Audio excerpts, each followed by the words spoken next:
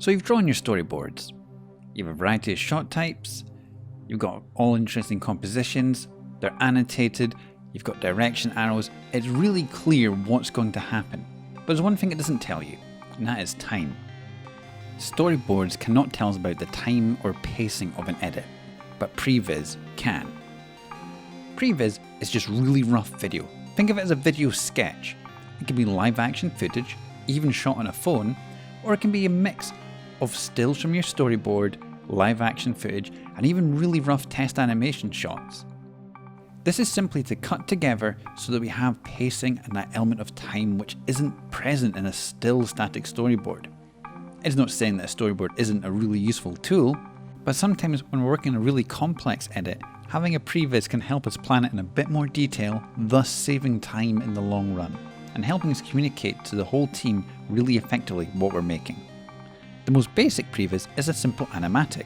An animatic is the most simple form of Pre-Viz.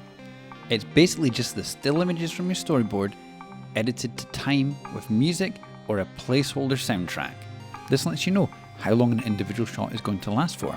This is really useful, especially in things with animation or a lot of motion graphics, because it tells us how long a shot needs to be.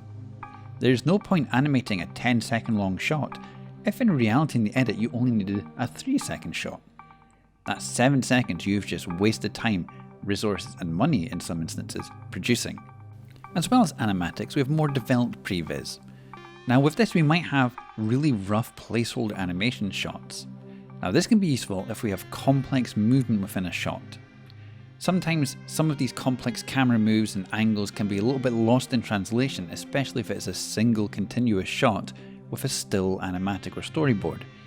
So that's where taking the time to make more complex placeholder animations, albeit really simple rough animation, can be a really effective tool at selling the vision to the rest of your creative team, but also to your client.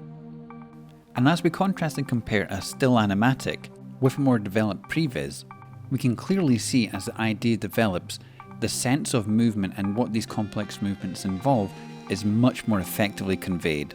Nothing is locked in. Just because we're making animatics and Pre-Viz videos to help explain what we're producing, if something suggests itself as a better option, we're still able to do that.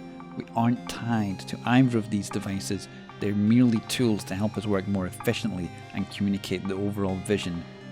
Typically though, once we have a locked-in animatic or Pre-Viz that's been approved, we are then simply replacing a shot-for-shot situation.